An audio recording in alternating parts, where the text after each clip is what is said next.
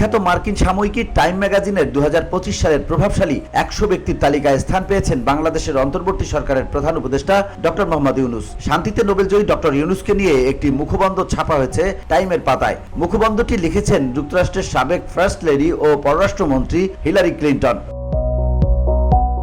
Hillary লিখেছেন, গত বছর ছাত্র নেতৃত্বাধীন এক গণঅভ্যুত্থানে বাংলাদেশের কর্তৃত্ববাদী প্রধানমন্ত্রীর পতনের পর একজন সুপরিচিত নেতা জাতিকে গণতন্ত্রের দিকে পরিচালিত করার জন্য এগিয়ে আসেন। তিনি নোবেল শান্তি পুরস্কার বিজয়ী মোহাম্মদ ইউনূস।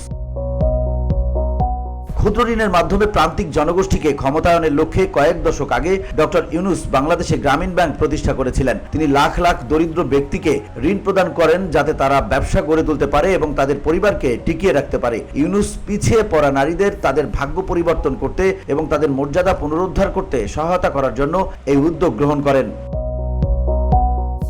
সাবেক মার্কিন পররাষ্ট্রমন্ত্রী লেখেন, ইউনূসের সঙ্গে আমার প্রথম দেখা হয়েছিল যখন তিনি তৎকালীন গভর্নর বিল ক্লিন্টন এবং আমাকে মার্কিন যুক্তরাষ্ট্রে একই ধরনের কর্মসূচি স্থাপনে সহায়তা করার জন্য আরাকানসাস ভ্রমণ করেছিলেন। তারপর থেকে আমি বিশ্বের যেখানেই ভ্রমণ করেছি আমি তার কাজের অসাধারণ প্রভাব দেখেছি। অনেক জীবন পরিবর্তিত হয়েছে, সম্প্রদায়গুলোর উন্নতি হয়েছে এবং তাদের আশার পুনর্জন্ম হয়েছে। বসুন্ধরা, উত্তরা, বনশ্রী, কুড়িল ও বাড্ডা সহ রাজধানীর বিভিন্ন স্থানে অভিজাত ও অত্যাধুনিক মানের ফ্ল্যাট কেনার এক নির্ভরযোগ্য প্রতিষ্ঠান প্লেজেন্ট প্রপার্টিজ লিমিটেড। তাই আপনার স্বপ্নের আবাসনের জন্য আজই যোগাযোগ করুন।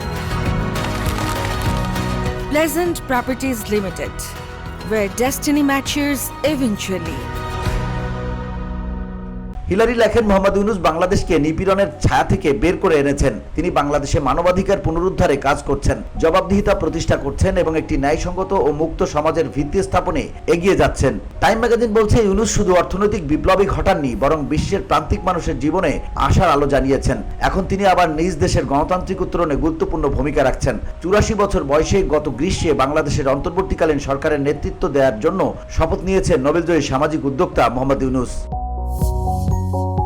ডক্টর ইউনূস টাইমের 2025 সালের প্রভাবশালী 100 ব্যক্তির তালিকায় স্থান পেয়েছেন। এই স্বীকৃতি বাংলাদেশের জন্য যেমন গর্বের, তেমনি ভবিষ্যতের জন্য এক অনুপ্রেরণাও বটে। VOD Bangla news desk.